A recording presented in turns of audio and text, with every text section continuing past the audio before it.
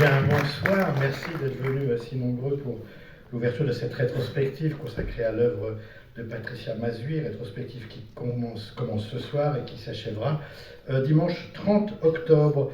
Les remerciements d'usage, le CNC, le ministère de la Culture, nos grands mécènes, où ils sont, voilà, nos grands mécènes, Chanel, la Fondation Gann pour le cinéma et surtout pour nous avoir permis d'organiser cette soirée, Paname Distribution et Laurence Gachet et tous les distributeurs qui nous ont permis de vous remontrer les films de Patricia Mazui. Ça commence donc ce soir, ça continue et ça reprend donc jeudi avec la projection de court-métrage suivie de la projection de Saint-Cyr.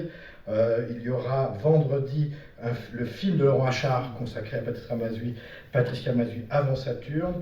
Il y aura samedi après-midi la projection de Peau de Vache suivie alors écrit leçon de cinéma, en tout cas d'un dialogue entre Patricia Mazui et le public, que j'aurai l'honneur d'animer. 18h30, Paul Sanchez est revenu, Basse-Normandie à 21h. Dimanche à 17h, Travolta et moi, qui est un film, comme vous le savez, très compliqué à montrer pour des raisons de droit. Merci à ceux qui nous ont permis de le présenter, à l'ayant droit qui nous a permis malgré tout de le présenter, dans le cadre d'une séance gratuite.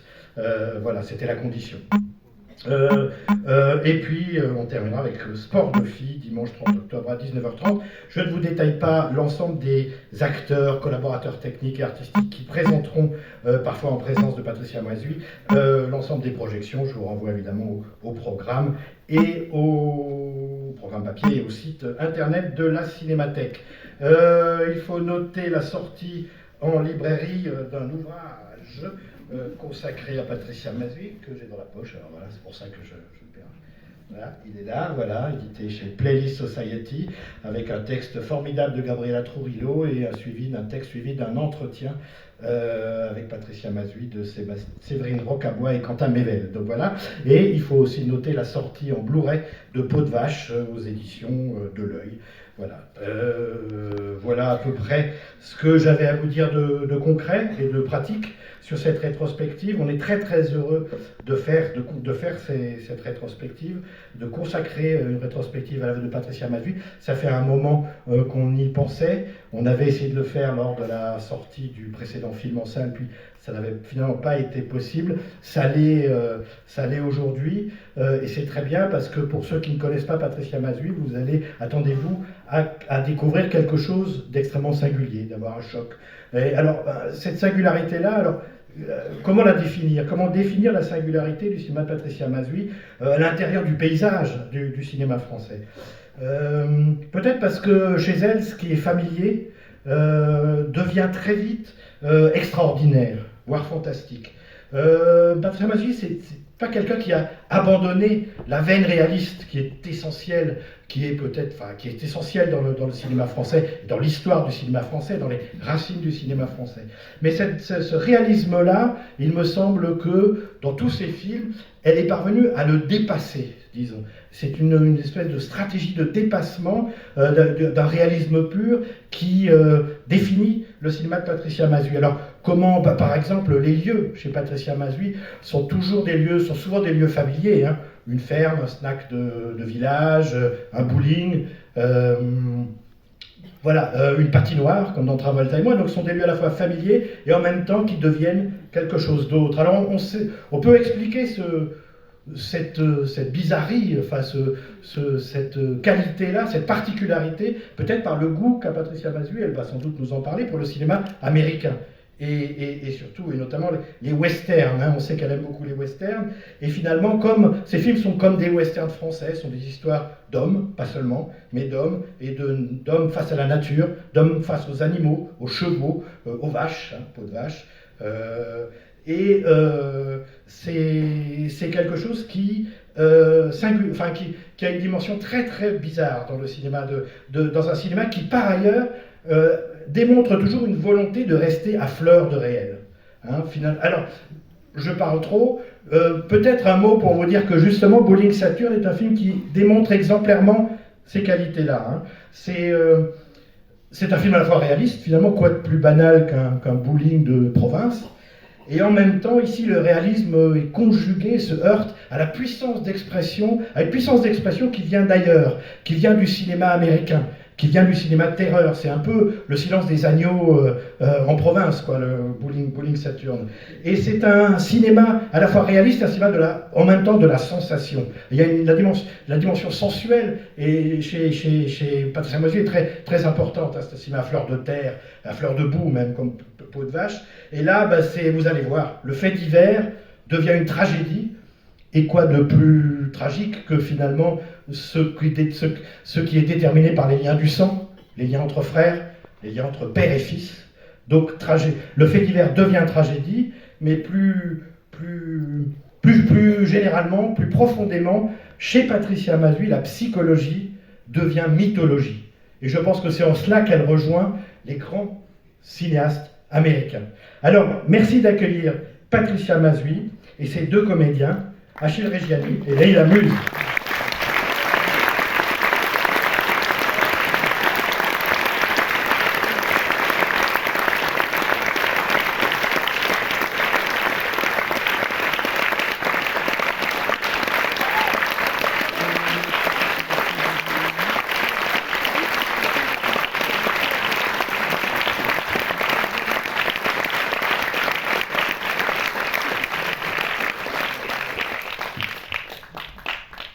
Bonsoir, merci beaucoup d'être venus aussi nombreux.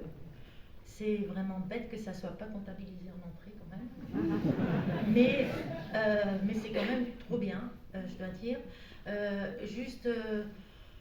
Jean-François a beaucoup parlé, donc je ne vais pas dire grand-chose. C'est pas un film réaliste, c'est un film noir.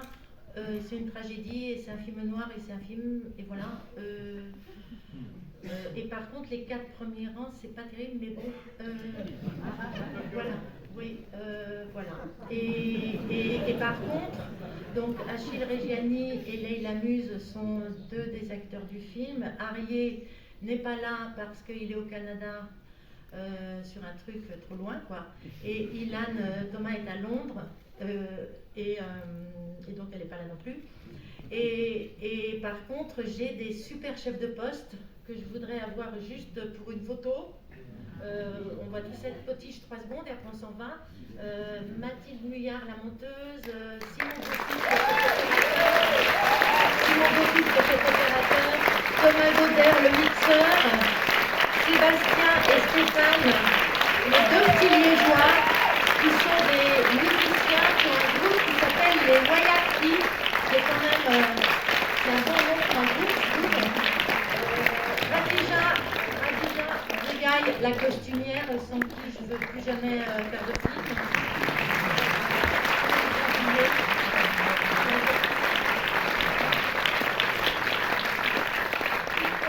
Voilà.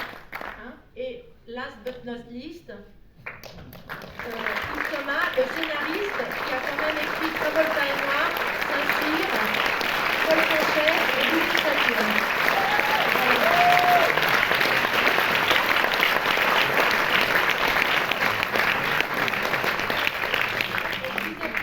Maintenant, parce qu'après c'est peut-être pas le cas. Donc voilà, et bonne soirée.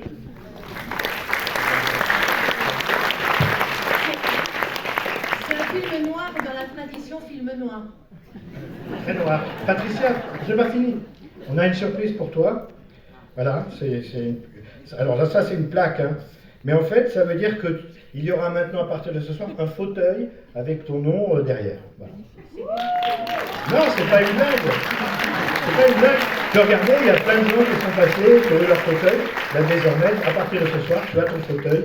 Voilà, tu as ton nom sur un fauteuil de la Cinémathèque. Non, elle est déjà mise sur le fauteuil, la plaque. Voilà. Mais ça c'est juste pour que pour t'en souvenir. Voilà, je sais pas. Voilà. Ah, non, c'est pas 1er avril. Oui, mais comme tu viens souvent voir des films à la Cinémathèque, c'est un peu chez toi ici aussi. Donc voilà. Alors, normalement, il est là. Voilà, il est là. Bon, on pensera à le bouger.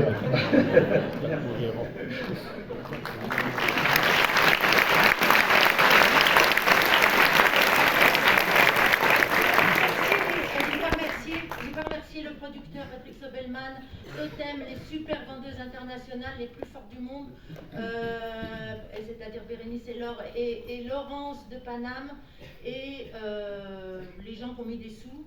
Voilà.